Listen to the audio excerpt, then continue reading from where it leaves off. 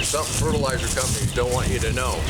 And every spring, folks load up their cars with bags and bags of dirt. I haven't bought a bag of dirt in a long time.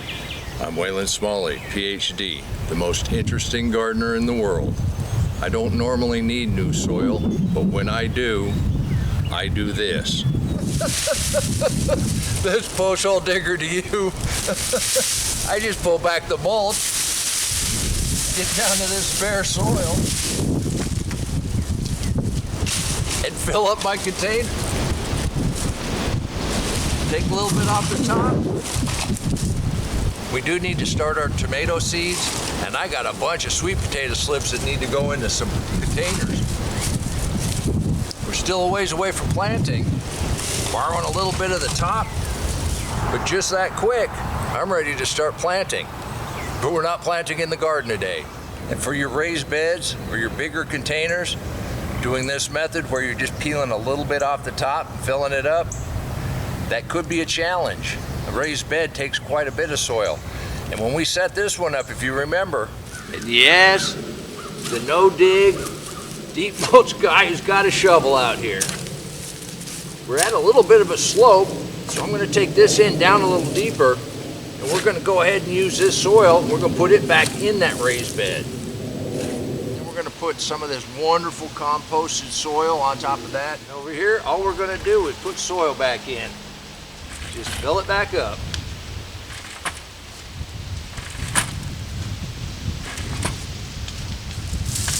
Oh, it's going to take me a little while to fill this up. I did want to set this in place.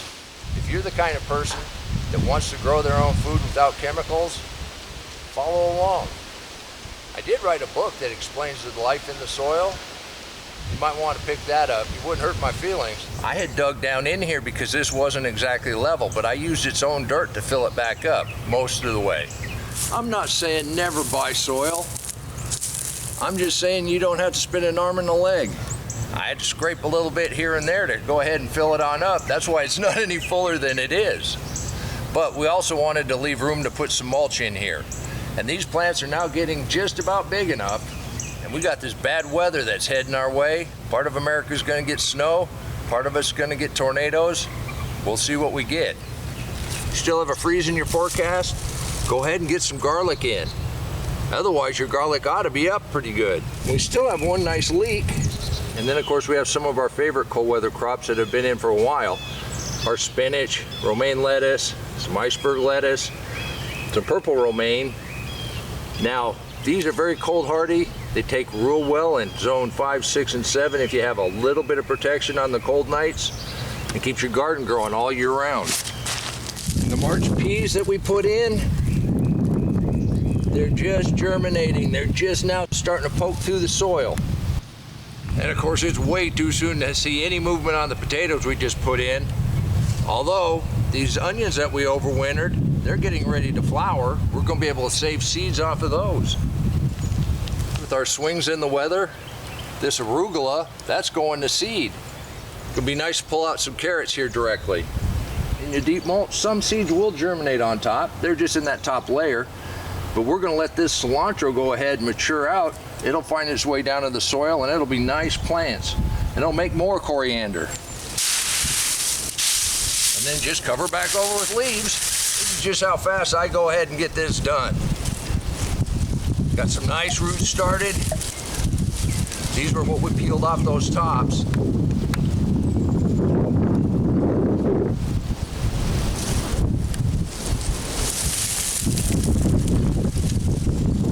You gotta remember, on your sweet potatoes, it doesn't matter how deep you plant them.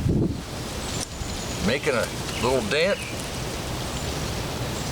Get those roots down in there. What I found is they might look pathetic for a few days, but once they kick back in, you're going to be off to the races. Even if they don't have any leaves on them, as long as they have some roots, they're going to make a nice sweet potato plant. And there we go. We got our next round of sweet potatoes in containers. We need to start some tomatoes though, and this is the way that I do it.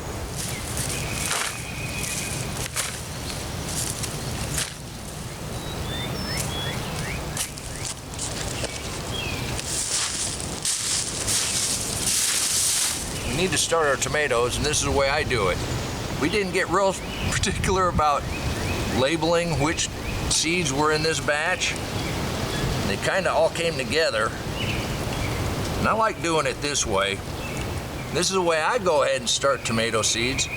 I just scatter them across the top, make sure they have good soil contact, and we're going to scatter just a light little bit of soil over the top of those. Make sure they're covered. Then we're going to give those a drink. And this is just an old food container.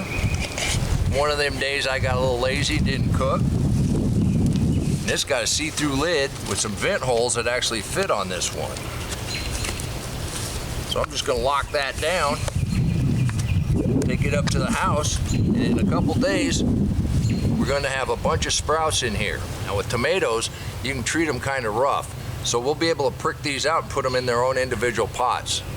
Yeah, I'm not going to be exactly sure what I have. I do know they're indeterminate, so they're going to vine. And whatever I get, I'll be happy with.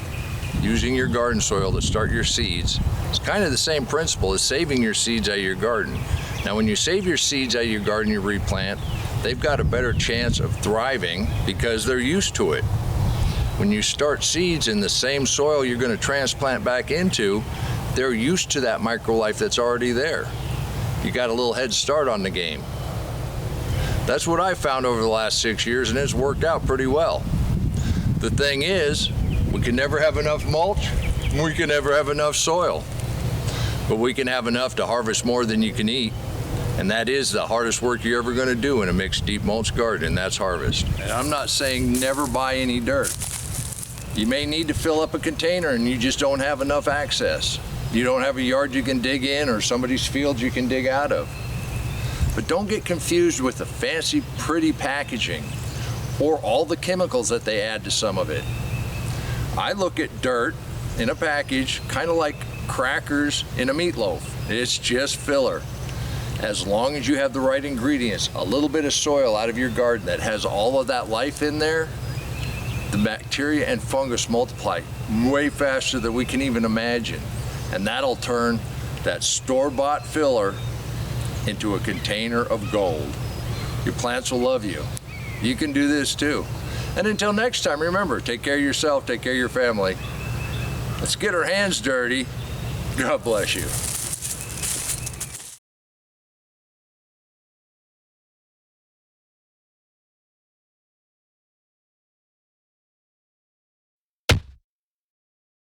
Come on, let's plant.